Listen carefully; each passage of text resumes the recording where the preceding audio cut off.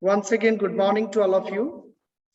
In today's class, mainly I would like to discuss summary of the poem Amanda and the question answers. As in the class of yesterday, I explained the poem line by line, as well as I showed you the figures of speech which have been used in the poem.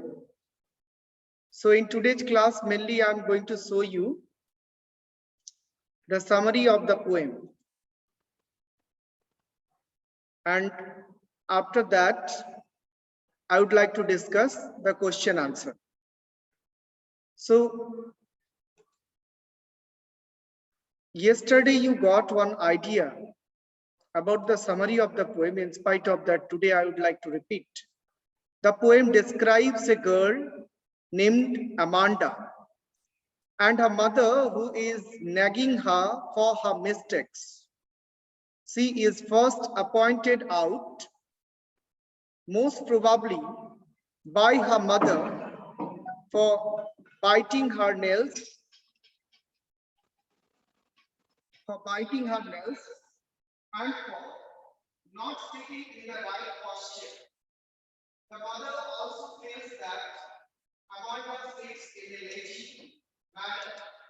To this, Amanda imagines herself as a mermaid who lives a calm, relaxing life in the beautiful green sea. Further, she is nagged for not cleaning her room and shoes, and also for not doing her homework. She then imagines herself to be an orphan because she is now fed up of being watched by her parents continuously.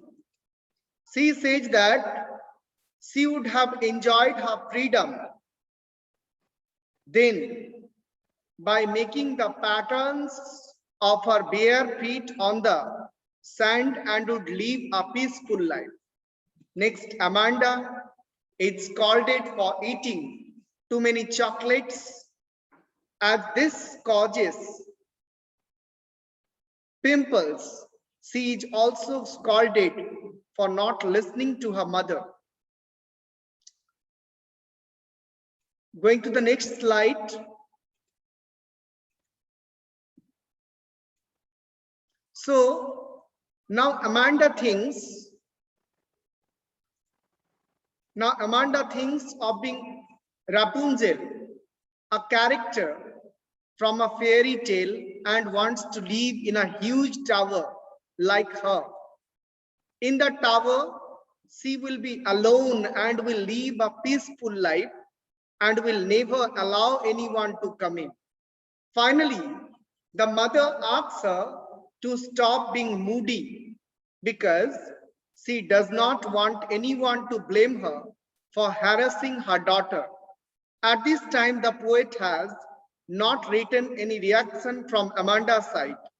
This constant nagging has made her so sad that she has never stopped to imagine herself as someone else. She used to do so in order to escape from the continuous harassment, dominance of her parents.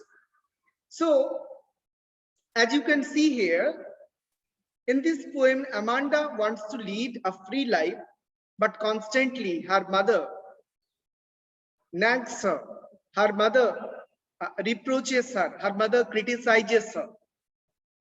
So, yesterday this summary was also discussed, and today I have discussed this summary so that you can understand the question answer in better manner.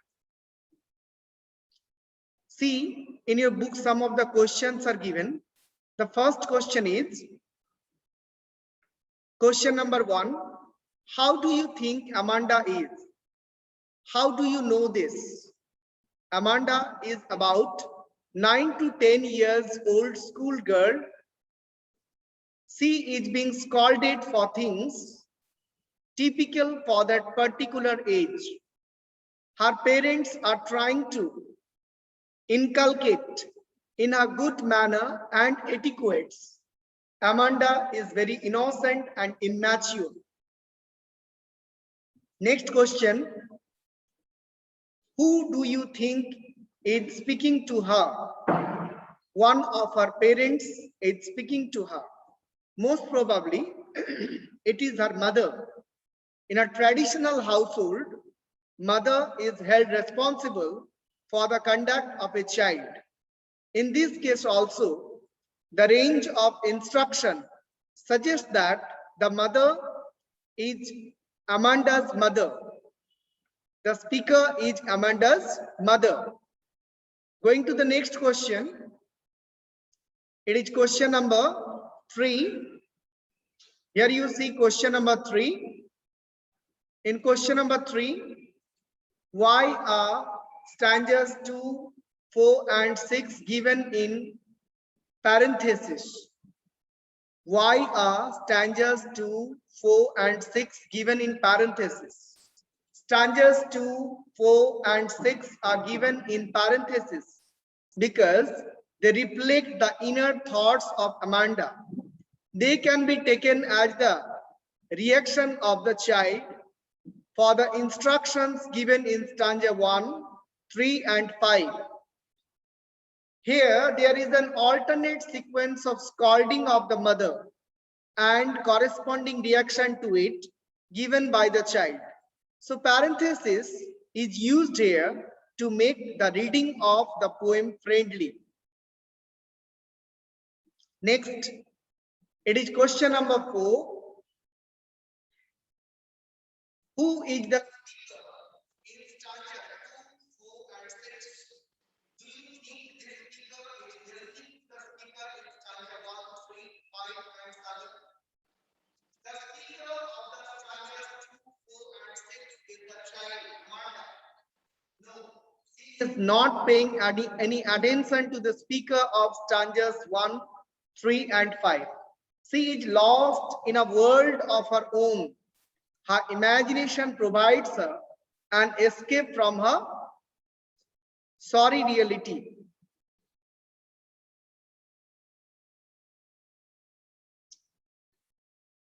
Going to the next one. Question number 5. In question number 5, what would Amanda do if she were a mermaid? Amanda wishes to be a mermaid, so she could carelessly move along on a languid emerald sea. She just wishes to be carried away by the green sea waves slowly and gradually. Amanda longs for a place where she is all by herself, as her happiness is not independent on any other human being. Hence, she desires to be a mermaid, because for a child, mermaid is a symbol of freedom and wonder. Next question, question number 6. In question number 6, you see, is Amanda an orphan? Why does she say so? No, Amanda is not an orphan. Though she wishes to be one, she is so much stressed with the continuous nagging of her parents that she imagines herself to be better without them.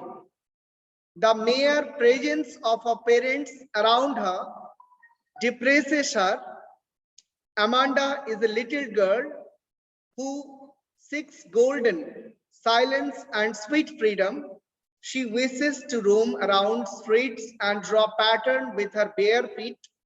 Indeed, it is horribly depressing that Amanda expects being an orphan. Going to the next question. Question number 7. In question number 7, you see, do you know the story of Rapunzel? Why does she want to be Rapunzel? Story of Rapunzel. Rapunzel's story revolves around her life. On a tower, Rapunzel was made to live on a high tower by a witch. She eventually got used to living there. she was happy and satisfied with her life. Rapunzel had a very long golden hair, using which the witch used to pay her a visit.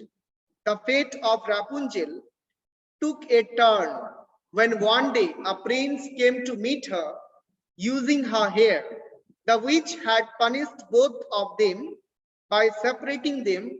Finally, they met after a couple of years, only to be united forever this time. Amanda wishes to live like Rapunzel on a high tower away from everyone. She seeks peace and harmony. This is the reason Amanda wishes to be like Rapunzel. However, she also makes a point that in order to avoid being disturbed, she would never let her hair down for anyone to climb to her. She needs no one to make her life happy. Going to the next question. It is question number 8. What does the girl yearn for? What does the girl yearn for? What does this poem tell you about Amanda? A girl like Amanda yearns for freedom and space for herself. She is incapable to fulfill the expectations of her parents. Amanda is no less than a symbol for all the children who face similar fate, irrespective of class, color, or nationality.